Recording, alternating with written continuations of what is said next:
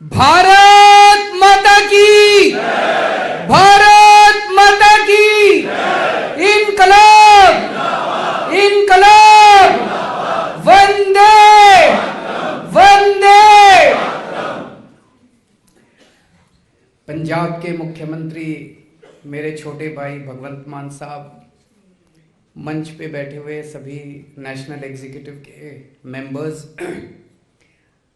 सभागार में मौजूद हमारे सभी सांसद गण, सभी एमएलएज और सभी नेशनल काउंसिल के सभी मेंबर्स, आप सभी को मेरा नमस्कार, सबको मेरा प्रणाम। हम लगभग 1 साल के बाद मिल रहे हैं और बीच में कोरोना की वजह से भी नहीं मिल पाए थे। आप सबका आज की मीटिंग में बहुत बहुत स्वागत है। ये साल हम लोगों के लिए बहुत अच्छा रहा। आप सब लोगों को बहुत बहुत बधाई, बहुत सारी चीज़ों की। पिछले 1 साल में हम पंजाब का चुनाव जीते। पंजाब का चुनाव जीतने पे आप सब लोगों को बहुत बहुत बधाई। पंजाब की जनता का बहुत बहुत शुक्रिया। भगवंत मान को सीएम बनने का बहुत बहुत बधाई। इनके सभी मंत्रीगण, इनके सभी एमएलए, सब लोगों को बहुत बहुत बधाई। गोवा में हमारे 2 एमएलए बने, उन दोनों एमएलए को बहुत बहुत बधाई। अभी गुजरात के चुनाव में अभूतपूर्व सफलता मिली हम लोगों को, शानदार सफलता मिली। गुजरात के लोगों का बहुत बहुत शुक्रिया और खासकर पंजाब के वॉलंटियर्स और पंजाब के एमएलए और पंजाब के मंत्री बहुत बड़ी संख्या में गुजरात गए थे। उन सब लोगों का बहुत बहुत शुक्रिया, उनको बहुत बहुत बधाई। अभी कुछ दिन पहले गुजरात के सिलसिले में एक व्यक्ति ने मुझे कहा कि गुजरात में तो आप बैल से दूध निकाल के ले आए। इतना मुश्किल था। गाय से दूध तो सारे निकालते हैं, हम बैल से दूध निकाल के ले आए। 14% वोट शेयर, 5 एमएलए पहली बार में। और पहली बार में हम पहली बार चुनाव लड़े और कई मीडिया के साथी क्वेश्चन पूछते हैं, आपकी सरकार नहीं बनी? आज तक भारत के इतिहास में कभी नहीं हुआ होगा कि कोई पार्टी पहली बार चुनाव लड़े और उसकी सरकार बन जाए। लेकिन हमारे से उनको आदत पड़ गई है, भाई ये चुनाव लड़ रहे हैं तो सरकार बनेगी बनेगी। सो मुझे जब ये प्रश्न पूछते हैं तो अच्छा लगता है मुझे। तो मैंने कहा नहीं, पंजाब में भी दूसरी बार बनी थी, यहाँ भी दूसरी बार में बनेगी। 2027 में सरकार पक्की बनेगी, आप बिल्कुल चिंता मत कीजिए। एमसीडी के चुनाव, इसके लिए आप सब लोगों को बहुत बहुत बधाई। 15 साल से बीजेपी का कब्जा था यहाँ पे, उसमें हमने शानदार जीत हासिल की। इसके लिए आप सब लोगों को बहुत बहुत बधाई। और सबसे बड़ी बधाई कि हमारी 10 साल पुरानी पार्टी अब एक राष्ट्रीय पार्टी बन गई है।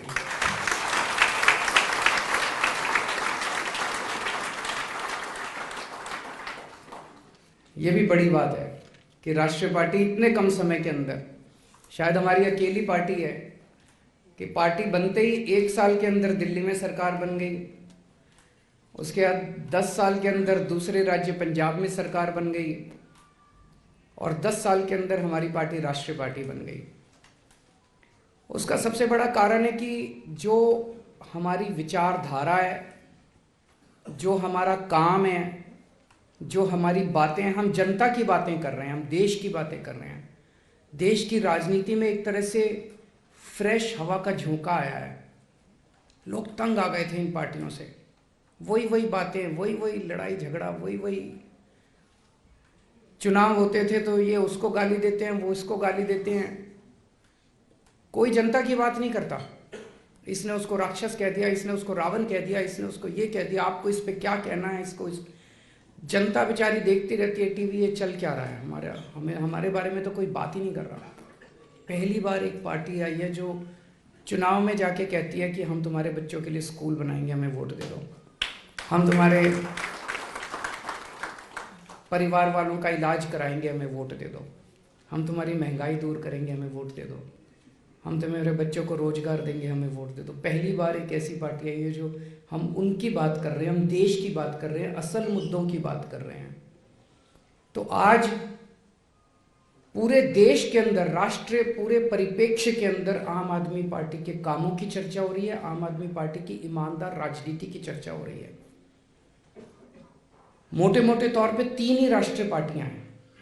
1-2 पार्टियां और हैं जो लीगल तरीके से राष्ट्रीय कही जा सकती हैं, पर एक जन सामान्य के उसमें देखा जाए, उसके माइंड स्पेस में देखा जाए तो कांग्रेस, बीजेपी और आम आदमी पार्टी, ये 3 पार्टियां हैं जो पूरे देश के अंदर जनता के दिमाग में है।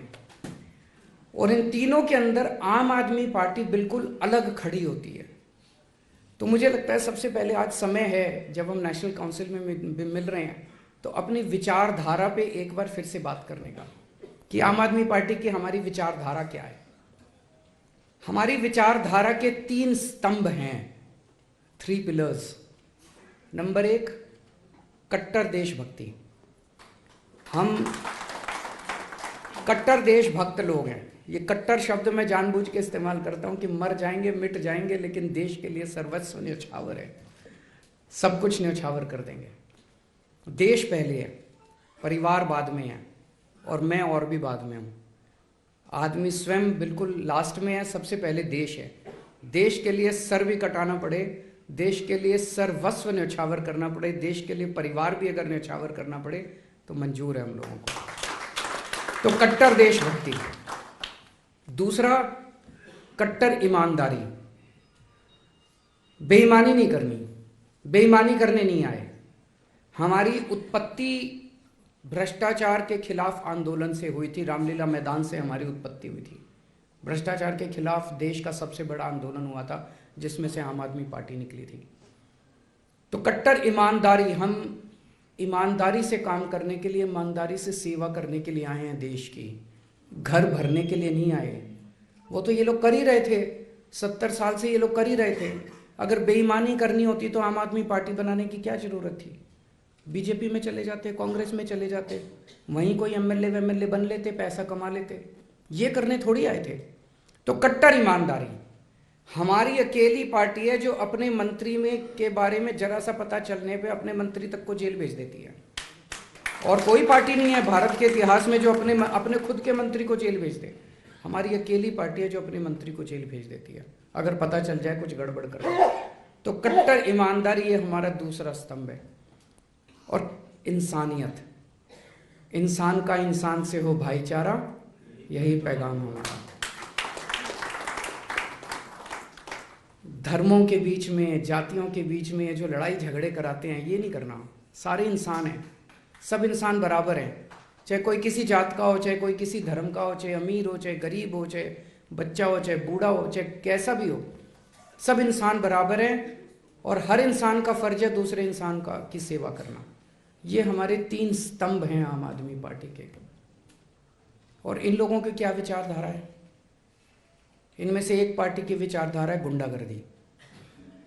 इतनी गुंडागर्दी मचा रखी है इन्होंने पूरे देश के अंदर, इतनी गुंडागर्दी मचा रखी है पूरे देश में। गुंडागर्दी करना, लफंगई करना, गाली गलौज करना, महिलाओं के साथ दुर्व्यवहार करना। जितने देश के ऐरे गहरे लुच्चे लफंगे हैं, सारे इनकी पार्टी में संरक्षण लेने के लिए चले जाते हैं। इनको बाकायदा माला पहना के इन लोगों को, सारे गंदे लोगों को ये अपनी पार्टी में शामिल कराते हैं। और दूसरी पार्टी की विचारधारा क्या है? भ्रष्टाचार। इतने भ्रष्टाचार किए उन्होंने, इतने भ्रष्टाचार किए। तो एक तरह से आप देखें तो जनता को इसलिए पसंद आ रहा है हमारी विचारधारा। और दिल्ली में हमने जो गवर्नेंस के काम किए, आज तक ऐसे काम कभी नहीं हुए, और वही काम अब सारे के सारे पंजाब में होने चालू हो गए। तो जनता को अब ये विश्वास हो रहा है कि ये पार्टी जो है ये अच्छी पार्टी है, ये शरीफों की पार्टी है। एक अहम मुद्दा है जो पिछले कई दिनों से इस देश के हर आदमी को पीड़ा दे रहा है, वो है जिस तरह से पिछले कुछ सालों में चाइना हम लोगों को आंखें दिखा रहा है। चाइना जिस तरह से हमारे ऊपर जब कब छोटे बड़े हमले कर देता है। हमारे देश के जवान बॉर्डर के ऊपर चाइना का डट के मुकाबला कर रहे हैं, अपनी जान तक दे रहे हैं। कई जवानों ने अपनी जान दे दी। उसके बावजूद सुनने में आता है कि चाइना कहीं पे इतने किलोमीटर अंदर घुस गया, चाइना कहीं पे इतने किलोमीटर अंदर घुस गया। भारत सरकार कहती है नहीं नहीं सब ठीक है। मीडिया में आता है, सोशल मीडिया में आता है कि नहीं नहीं सरकार ठीक नहीं बोल रही। अब एक तरफ चाइना हमें आंखें दिखा रहा है, एक तरफ बॉर्डर के ऊपर हमारा सैनिक जो है वो चाइना का डट के मुकाबला कर रहा है, अपनी जान तक दे रहा है। कई सैनिकों की जान चली गई। और दूसरी तरफ मैं देख रहा था कि हम चाइना को इसका इनाम देते जा रहे हैं। हमारी सरकार, केंद्र सरकार को पता नहीं क्या हो गया, भारतीय जनता पार्टी की सरकार को पता नहीं क्या हो गया, उनको सजा देने के बजाय वो हमें आंख दिखाते हैं। उनकी आंख में आंख डाल के उनको जवाब देने की बजाय उनके साथ हम और सामान खरीद रहे हैं, उनसे चाइना से और सामान खरीद रहे हैं। 2020-21 में यानी कि पिछले से पिछले साल में हमने $65 बिलियन का चाइना का माल खरीदा। $65 बिलियन मतलब मोटे मोटे तौर पे 5.25 लाख करोड़ रुपए का सामान भारत ने चाइना से खरीदा। चाइना ने और आंख दिखाई। तो भारतीय जनता पार्टी की सरकार ने अगले साल $95 बिलियन का 7.5 लाख करोड़ का और सामान खरीदा, उनसे और सामान खरीदा। अरे आपको तो उनको सजा देनी चाहिए थी, उनको कहना चाहिए था कि या तो तमीज से रहो नहीं तो हम सामान खरीदना बंद कर देंगे तुमसे। करना चाहिए था कि नहीं करना चाहिए था? हमें तो उनको सजा देनी चाहिए थी, उनसे और माल खरीदने की। क्या मजबूरी है केंद्र सरकार की? क्या मजबूरी है भारतीय जनता पार्टी की? एक तरफ हमारे बॉर्डर पे सैनिक जान दे रहे हैं और दूसरी तरफ ये चाइना को इनाम पे इनाम देते जा रहे हैं, चाइना से और माल खरीद रहे हैं, और माल खरीद रहे हैं। क्यों? हमारे सैनिकों की जान की कोई कीमत नहीं है क्या?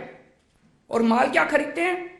चप्पलें इंपोर्ट हो रही है, कपड़े इंपोर्ट हो रहे हैं, खिलौने इंपोर्ट हो रहे हैं। ये हम नहीं बना सकते?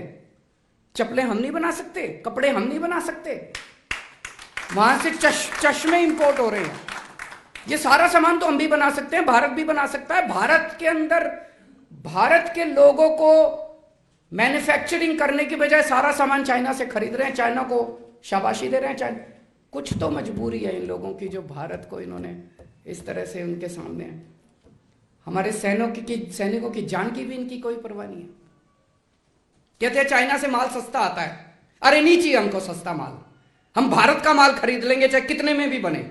हमारे भारत के लोग जो हैं वो कट्टर देशभक्त हैं, अपने सैनिकों की जान की कीमत है हमारे लिए। हमें नहीं चाहिए चाइना का सस्ता माल। डबल कीमत पे भी अगर हमारे देश के अंदर माल बनेगा, हम डबल कीमत पे खरीद लेंगे अपने देश से माल। लेकिन चाइना से माल खरीदना बंद करो। आज मैं इस मंच के जरिए भारत के लोगों से अपील करता हूं कि चाइना के माल का बॉयकॉट करना शुरू करो।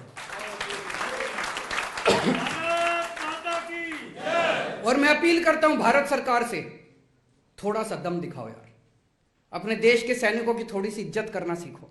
भारतीय जनता पार्टी से अपील करता हूं, इस तरह से अपने को गिरवी मत रखो, इस तरह से चाइना के सामने अपना सर मत झुकाओ। ये पार्टी जिस तरह से चाइना के सामने सर झुका रही है, भारत पूरा देश को एक साथ लो, एक एक भारतीय चाइना का सामान बायकॉट। और ये आने वाला ये 21वीं सदी है, यहां पे कोई ऐसा नहीं है कि एक देश दूसरे देश की जमीन पे कब्जा कर लेता है। ये सारा इकोनॉमी का खेल होता है, सारा व्यापार का खेल है। जिस दिन हमने चाइना को आंख दिखानी शुरू कर दी और ये $95 बिलियन का इंपोर्ट जो हम चाइना से कर रहे हैं, ये इंपोर्ट हमने करना बंद कर दिया, चाइना को अपनी औकात पता चल जाएगी। $95 बिलियन, 7.5 लाख करोड़ कोई कम नहीं होता। और हम अपने देश में क्यों नहीं बना रहे माल? चप्पलें बना सकते हैं, खिलौने बना सकते हैं, चश्मे बना सकते हैं, कपड़े बना सकते हैं। जो माल मैं लिस्ट देख रहा था, सारा माल जो चाइना से आया है। और मैंने कई आर्टिकल्स पढ़े, अखबारों में खबर छपी है कि 90% से ज्यादा माल जो चाइना से हम मंगवा रहे हैं ये सारा का सारा माल इंडिया के अंदर बन सकता है। इंडिया में क्यों नहीं बनाते? इंडिया में इन्होंने हमारे देश के लोगों की हालत इतनी पतली कर दी कि बड़े बड़े उद्योगपति अब देश छोड़ छोड़ के जा रहे हैं। बता रहे हैं पिछले 5-7 साल के अंदर 12.5 लाख लोग भारत छोड़ के चले गए। किसी के पीछे ईडी छोड़ देते हैं, किसी के पीछे सीबीआई छोड़ देते हैं, किसी के पीछे, किसी को काम ही नहीं करने देते।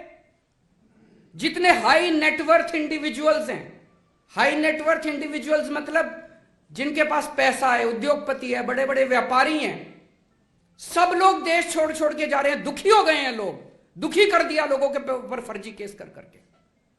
जितने चोर उचक्के हैं उनको नहीं पकड़ेंगे, चोर उचक्कों को अपनी पार्टी में शामिल कर लेंगे, चोर उचक्कों को संरक्षण देंगे। और जो ईमानदारी से काम करना चाहता है इस देश के अंदर, ईमानदारी से उद्योग चलाना चाहता है, ईमानदारी से इंडस्ट्री चलाना चाहता है, ईमानदारी से व्यापार करना चाहता है, उसके पीछे ईडी छोड़ देंगे, उसके पीछे सीबीआई छोड़ देंगे। वो बेचारा हाथ जोड़ के देश छोड़ के चला गया। इधर चाइना से हाथ मिलाते हैं, लेकिन जो लोग हमारे देश के अंदर व्यापार कर सकते हैं, उद्योग लगा सकते हैं, मैन्युफैक्चरिंग कर सकते हैं, देश के बच्चों को रोजगार दे सकते हैं, उनके पीछे ईडी छोड़ दी, वो सारे देश छोड़। ऐसे देश कैसे आगे बढ़ेगा? आप इस सब की मैन्युफैक्चरिंग लगाओ। पूरी दुनिया के अंदर जितने इंडियंस हैं, भारत के जितने लोग पूरी दुनिया के अंदर, सबको ले आओ इंडिया में, सबको बोलो इन्वेस्ट करो, हम आपको फैसिलिटीज देंगे, हम आपको जमीन देंगे, हम आपको सारी फैसिलिटीज देंगे, इंडिया में आके मैन्युफैक्चरिंग करो। मैं आपको गारंटी देता हूं, हम चाइना को एक्सपोर्ट करना ना चालू कर दें, इंपोर्ट करने के लिए। इंडियंस को तो तुम भगा रहे हो सबको इंडिया से, और चाइना वालों को गले लगा रहे हो, झूला झुलाते हो चाइना वालों को बुला के। अरे शर्म कर लो थोड़ी सी तुम। महंगाई खूब हो गई है। एक आम आदमी इस देश के अंदर महंगाई से बहुत ज्यादा परेशान है। घर का खर्चा चलना मुश्किल हो गया।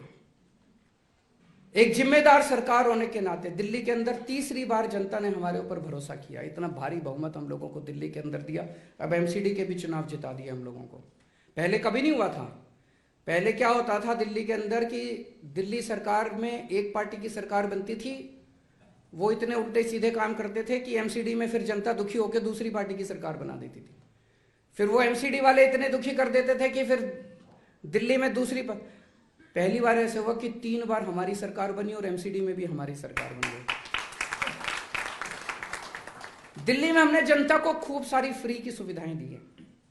हमने जनता के लिए शिक्षा फ्री कर दी, हमने जनता के लिए हॉस्पिटल फ्री कर दिए, घर में किसी के कोई बीमार हो जाए तो उसका सारा इलाज फ्री कर दिया, हमने बिजली फ्री कर दी, हमने पानी फ्री कर दिया, तीर्थ यात्रा पे लेके जाते हैं लोगों को। इस वजह से आपको जान के बड़ी खुशी होगी, ये डेटा मैं नहीं दे रहा, केंद्र सरकार की एक रिपोर्ट आई है। उस रिपोर्ट के मुताबिक पूरे देश में महंगाई की दर 7.4% है। पूरे देश में महंगाई की दर 7.4% है और दिल्ली में महंगाई की दर 4% है। पूरे देश में सबसे कम महंगाई, पूरे देश में सबसे कम महंगाई दिल्ली में है। ये मैं नहीं कह रहा, केंद्र सरकार की रिपोर्ट कह रही है। और उसका कारण यही है कि दिल्ली के अंदर इतनी सारी चीजें फ्री है। दिल्ली देश का सबसे बड़ा शहर है और हम सोच सकते हैं कि शहरों में नेचुरली महंगाई होती है। आप किसी भी बड़े शहर में चले जाओ तो कहा जाता है ना कि शहर में तो महंगी चीजें हैं, गांव में तो सस्ती चीजें हैं, शहर में तो महंगी चीजें। तो दिल्ली में तो सबसे ज्यादा महंगी होनी चाहिए थी पूरे देश में। दिल्ली तो देश की राजधानी है, सबसे बड़ा शहर है, सबसे ज्यादा चीजें महंगी दिल्ली में होनी चाहिए थी। सबसे सस्ती दिल्ली है पूरे देश के अंदर, सबसे सस्ती। ये भी एक मॉडल है अपने आप में, दुनिया के लिए मॉडल है। और सबसे में ज्यादा महंगाई कहां है? उत्तर प्रदेश, मध्य प्रदेश और गुजरात में 8% महंगाई है। भारतीय जनता पार्टी के सारे राज्यों में सबसे ज्यादा महंगाई है और दिल्ली में सबसे कम महंगाई है। तो महंगाई कम हो तो सकती है, शर्त एक ही है, आम आदमी पार्टी जैसी एक ईमानदार सरकार होनी चाहिए। बेरोजगारी से पूरा देश बड़ा दुखी है। हमारे बच्चे पढ़ पढ़ के डिग्रियां ले लेके घूम रहे हैं सड़कों के ऊपर, उनको जॉब्स नहीं मिल रहे। इसमें कई सारे एक्सपेरिमेंट्स मनीष सिसोदिया जी भी कर रहे हैं, स्कूलों के बच्चों को ही बिजनेस करना सिखा रहे हैं कि हम अपने बच्चों को जब बड़े हों, डिग्री लेके निकले तो वो जॉब लेने वाले नहीं, जॉब देने वाले बने। उसमें समय लगेगा, लेकिन हमारी सरकार ने दिल्ली के अंदर पिछले 5-7 साल के अंदर 12 लाख बच्चों के लिए रोजगार तैयार किए हैं। 12 लाख बच्चों को रोजगार दिया। अब पंजाब के अंदर पिछले 7-8 महीने में भगवंत मान साहब ने कई सारी नई सरकारी नौकरियां निकाली हैं, कई सारी। और हैं जी 21,000 बच्चों को इन्होंने सरकारी नौकरियां, नियुक्ति पत्र, नियुक्त अपॉइंटमेंट लेटर्स उनके हाथ में दे दिए। तो नौकरियां मिल तो सकती हैं, रोजगार मिल तो सकता है, नीयत चाहिए। नीयत खराब है। अब दिल्ली ने यह दिखा दिया कि महंगाई का भी समाधान हो सकता है, बेरोजगारी का भी समाधान हो सकता है। नीयत चाहिए, अच्छी नीयत वाली सरकार चाहिए। कुछ लोग मेरे से प्रश्न पूछते हैं, आम आदमी पार्टी का विजन क्या है आपका? आने वाले समय में आप आम आदमी पार्टी को कहां देखते हैं, कैसे देखते हैं? आम आदमी पार्टी को लेके मेरा कोई विजन नहीं है, देश को लेके मेरा विजन है। देश को हम कहां देखते हैं? आज से 5 साल के बाद, 10 साल के बाद देश को कहां देखते हैं? देश के बारे में हमारा विजन है। और आम आदमी पार्टी तो उस देश के विजन को पूरा करने में अपना काम करेगी। हम ऐसा देश चाहते हैं जहां पे सभी जाति और सभी धर्मों के लोगों के बीच में प्यार और मोहब्बत हो। जाति के नाम पे कोई हिंसा नहीं होनी चाहिए। इस जात के लोग उस जात से लड़ गए, इस जात के, ये सब नहीं होना चाहिए। धर्म के नाम पे हिंसा नहीं होनी चाहिए, धर्म के नाम पे मारपीट नहीं होनी चाहिए, धर्म के नाम पे गाली गलौज, गुंडई लफंगई नहीं होनी चाहिए। अगर किसी देश के अंदर लोग इकट्ठे होके एक साथ काम नहीं करेंगे, वो देश कभी तरक्की कर ही नहीं सकता। पहले तो अपने को, देश को इकट्ठा करना पड़ेगा ना। देश क्या है? 130 करोड़ लोगों का परिवार है। अगर ये 130 करोड़ लोग एक साथ मिलके, जिस परिवार के अंदर मान लो 4 भाई हैं और वो चारों भाई आपस में लड़ रहे हैं, वो परिवार तरक्की कर सकता है क्या? जो बाप जमीन जायदाद छोड़ के जाता है उसके भी 4 टुकड़े कर लेगा वो। और जो चारों भाई एक साथ मिलके आगे बढ़ते हैं तो वो बाप जितनी जमीन छोड़ के जाता है उससे भी 100 गुना जमीन कर लेते हैं वो चारों मिलके, अगर एक परिवार एक साथ रहता है। ये जितने जाति, धर्म, जितने कल्चर, भाषाएं हमारे देश के अंदर, ये 130 करोड़ लोगों का परिवार है। अगर हम एक साथ मिलके नहीं रहेंगे तो देश तरक्की कर ही नहीं सकता।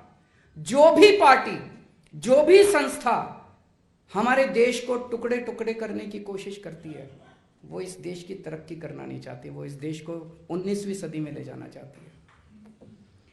हम एक ऐसा देश चाहते हैं जहां पे कोई भूखा न सोए, सबको भरपेट रोटी मिले, और केवल अपने अपने लोगों को नहीं, भारत दुनिया को भी रोटी देने के लिए सक्षम बने। हम खुद तो अपना पेट भरें, हम खुद तो अपना पेट भरें, हम दुनिया के भी गरीब देशों का पेट भरने के लिए समर्थ हों। ऐसे भारत की परिकल्पना करते हैं हम। हमारे देश के अंदर हर बच्चे को, जो भी पैदा हो हमारे देश के अंदर बच्चा, चाहे वो गरीब का हो चाहे अमीर का हो, गरीब से गरीब बच्चा भी, उसको भी अच्छी से अच्छी शिक्षा मिलनी चाहिए। सब बच्चों को अच्छी से अच्छी शिक्षा मिले, बेस्ट शिक्षा मिले। जो अमीर के बच्चे को जिस जैसा स्कूल मिलता है वैसे स्कूल की और यूनिवर्सिटी की और कॉलेज की सुविधाएं गरीब से गरीब बच्चे को मिले। और हमारा देश पूरी दुनिया का शिक्षा का हब बने। एक जमाना ऐसा था जहां हमारे देश के अंदर नालंदा यूनिवर्सिटी थी, पूरी दुनिया के बच्चे हमारे देश के अंदर पढ़ने के लिए आते थे। आज हमारे बच्चे यूक्रेन जाते हैं मेडिकल पढ़ने के लिए, शर्म की बात है। हम ऐसे देश की परिकल्पना करते हैं जहां पे पूरी दुनिया से टॉप की, आज आप टॉप की 10 यूनिवर्सिटीज ले लो दुनिया की, उन 10 में एक भी यूनिवर्सिटी भारत की नहीं है। हम ऐसे भारत की परिकल्पना करते हैं जब दुनिया की टॉप की 10 यूनिवर्सिटी भारत के अंदर होंगी और पूरी दुनिया के बच्चे भारत में पढ़ने के लिए आएंगे। हम ऐसे भारत की परिकल्पना करते हैं, अगर कोई बीमार होगा हमारे देश के अंदर तो उसको अच्छे से अच्छा इलाज, बेस्ट इलाज मिलना चाहिए। आज जैसे सरकारी अस्पतालों की हालत है, ये हालत सुधारनी है। दिल्ली में सुधार के दिखाई है। मान साहब पंजाब में लगे हुए हैं, पूरे देश के अंदर हमें अब सरकारी अस्पताल ठीक करने हैं, सरकारी सुविधाएं ठीक करनी है, चाहे कोई कितना भी गरीब क्यों ना हो, अच्छे से अच्छा इलाज उसका होना चाहिए। और हम ये केवल भारत के लोगों के लिए नहीं, पूरी दुनिया के अंदर लोग अपना इलाज कराने के लिए भारत के अंदर आए, ऐसे अस्पताल हम तैयार करेंगे इस देश के अंदर। साइंस और टेक्नोलॉजी के अंदर भारत दुनिया का नंबर 1 देश बन सकता है। आज अमेरिका की बड़ी बड़ी यूनिवर्सिटीज उठा के देख लो, जितनी MIT ये सब जितनी है, नासा उठा के देख लो, भारत के लोग भरे पड़े हैं वहां। उनको बाहर क्यों जाना पड़ता है? वो अपने देश के अंदर रिसर्च क्यों नहीं कर सकते? कर सकते हैं। हमारे देश के अंदर इतनी गंदी पॉलिटिक्स है, इतनी, कोई बेचारा रिसर्च में आगे बढ़े उसको टांग खींच के सारे नीचे ले आते हैं। हम अपने देश के अंदर बेस्ट रिसर्च इंस्टीट्यूट्स खोलना चाहते हैं, बेस्ट साइंस और टेक्नोलॉजी के सेंटर्स खोलना चाहते हैं, जो भारत को नहीं पूरी दुनिया को एक दिशा देंगे। मैं इस देश से केवल गरीबी दूर नहीं करना चाहता, मैं इस देश के हर गरीब आदमी को अमीर बनाना चाहता हूं। ऐसे भारत की कल्पना करते हैं हम, और ऐसे भारत को अचीव करने के लिए, ऐसे भारत के विजन को अचीव करने के लिए आम आदमी पार्टी एक जरिया है। जैसा मैंने कहा कि लोग पूछते हैं कि आम आदमी पार्टी का आपका क्या विजन है। आम आदमी पार्टी एक जरिया है, एक व्हीकल है, ये व्हीकल के जरिए हम उस ऐसे भारत की परिकल्पना करेंगे। मैं भगवान से प्रार्थना करता हूं, भगवान की हमेशा हमारे ऊपर असीम कृपा रही है। जिस तरह से हमने अपनी पार्टी में जो जो अभी तक अचीवमेंट्स किए हैं, वो किसी जादू से कम नहीं है। कभी ऐसा नहीं हुआ कि, मैं हमेशा कहता हूं कि एक MLA बनने में जिंदगी बीत जाती है, लोगों की चप्पलें घिस जाती है, जूते घिस जाते हैं एक MLA बनने में। भगवान ने हमें 1 साल के अंदर दिल्ली की सत्ता दे दी, दिल्ली में सरकार बना दी, 10 साल के अंदर दूसरा राज्य दे दिया। कुछ तो ऊपर वाला कृपा कर रहा है, कुछ तो हमसे करवाना चाह रहा है। मैं ऊपर वाले से का बहुत बहुत शुक्रिया अदा करता हूँ, भगवान का बहुत बहुत शुक्रिया अदा करता हूँ। उनकी इतनी असीम कृपा है। उन्हें भारत को ठीक करने के लिए उन्होंने आम आदमी पार्टी को चुना, आम आदमी पार्टी को जरिया बनाया। मैं भगवान का बहुत बहुत शुक्रिया अदा करता हूँ और ऊपर वाले से प्रार्थना करता हूँ कि ऐसे भारत का विजन, जो हम लोगों ने विजन देखा है, वो जल्द अचीव हो और हम इसी तरह से तन मन धन से देश की और समाज की सेवा करते रहें। आप सब लोगों को बहुत बहुत शुभकामनाएं, बहुत बहुत शुक्रिया।